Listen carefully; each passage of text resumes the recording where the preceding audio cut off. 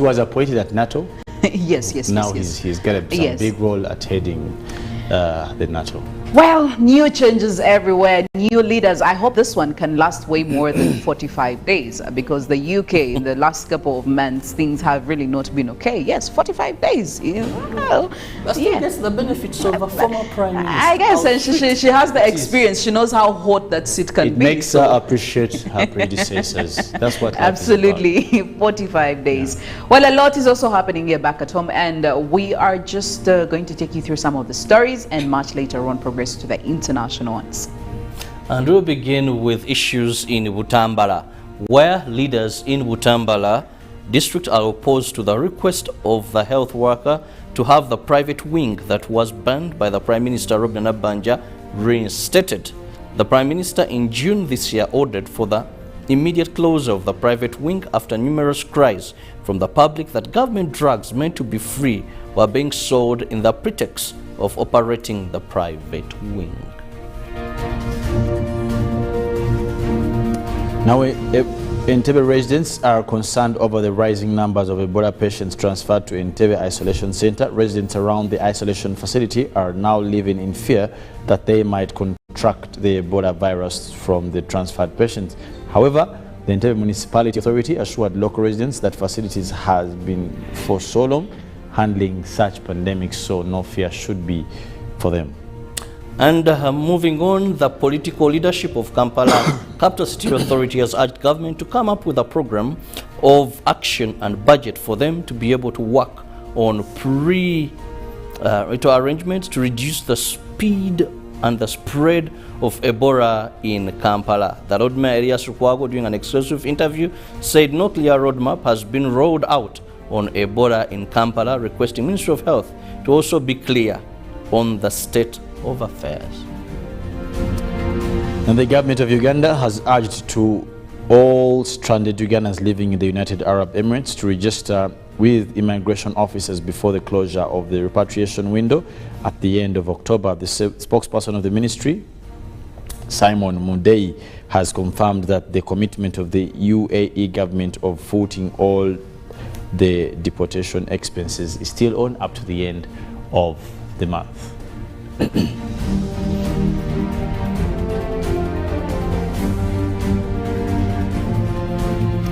Now moving on to the international stories, starting off with Rishi Sunak has issued a plea for unity in the face of a profound economic challenge after winning the race to be the next Prime Minister. He won the Tory leadership contest after rival Penny Mordaunt failed to secure enough backing from MPs. Now, in his first speech, Mr. Sunak said bringing his party and the UK together would be his utmost priority. Mr. Sunak will become the UK's first British Asian Prime Minister and the youngest for more than 200 years. Mr. Sunak is a 42-year-old practicing Hindu and is expected to take office on Tuesday after being formally appointed by the King. He replaces Liz Truss following her resignation just 45 days into her tumultuous premiership last week. After sharing her final cabinet meeting, the outgoing Prime Minister will make a statement outside Number 10 before travelling to Buckingham Palace for her final audience with the King.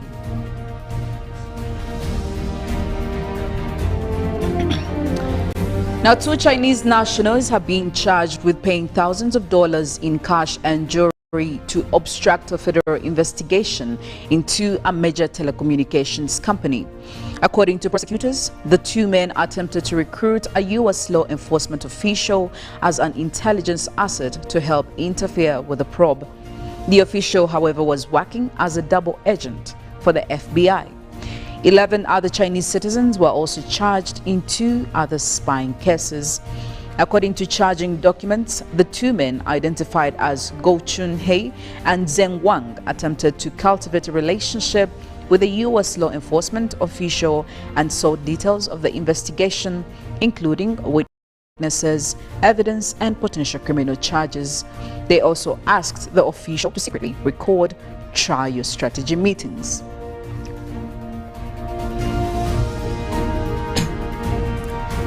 In another story, an investigation has begun in Kenya after a well-known Pakistan journalist, Arshad Sharif, was shot dead by police at a roadblock on Sunday. He was fatally wounded while he was a passenger in a moving vehicle after it failed to stop, according to a police statement. Mr. Sharif was a critic of Pakistan's military as well as a vocal supporter of the ousted Prime Minister Imran Khan. The 49-year-old left Pakistan in August after complaining of harassment. He had previously been in the UK and Dubai before traveling to Kenya. It is not known exactly what he was doing in the East African country, but journalists in Pakistan's city of Karachi held a street protest over his killing on Monday. Kenya's police watchdog, the Independent Police Oversight Authority, said it had sent its rapid response team to the site on Sunday evening, shooting in Kajiado County near the capital, Nairobi.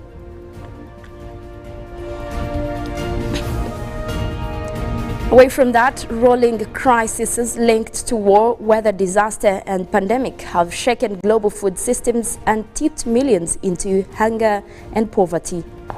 Climate change is already playing a role as floods, droughts and heat waves batter harvests from Europe to Asia and threaten famine in the Horn of Africa. Experts warn that this could be just the beginning. If we do not act now, this is just a sample of what may happen in the coming years, said Mamadou Goita, an expert with sustainability group IPES Foods, which works with farmers' organizations in Africa and around the world. This issue will be in focus as never before at high-stakes UN climate negotiations to be held in Egypt next month. And food production is both a key source of planet-warming emissions and highly exposed to the effects of climate change.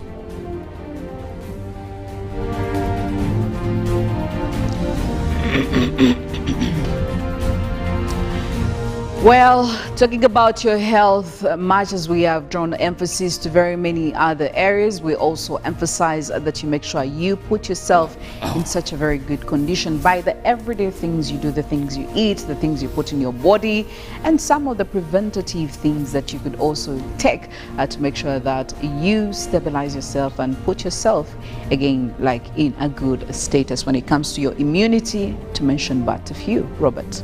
Simple, available, cheap. Hallelujah, reflexology products. Hallelujah, ginger tea. Hallelujah, tamarind. Hallelujah, banana fruit juice. Just 1,500, and everywhere, any retail shop, any supermarket, these products are there. They boost your immune system, and I can guarantee you, you'll enjoy life to the fullest because you'll be healthy. Take it today, try them, you'll come with a gift.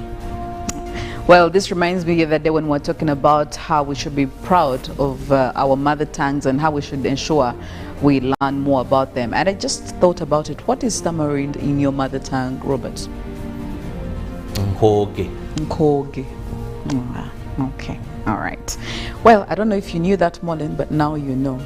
I knew that. Yeah. It's questionable, but we'll see. Anyway, we're going in for an inspirational song on this Tuesday morning, and when we get back, obviously, we'll be talking more about COVID-19, and we'll be also having a guest to give us more insights on how ready Kampala is as a city, seeing as we've already registered patients in here. Are we ready to confront this Ebola virus? Okay, well, be ready to also let us know on how we can even make ourselves much better and well prepared as an individual, as societies, as communities. We'll be sharing all that in the next hour. Good morning, Uganda.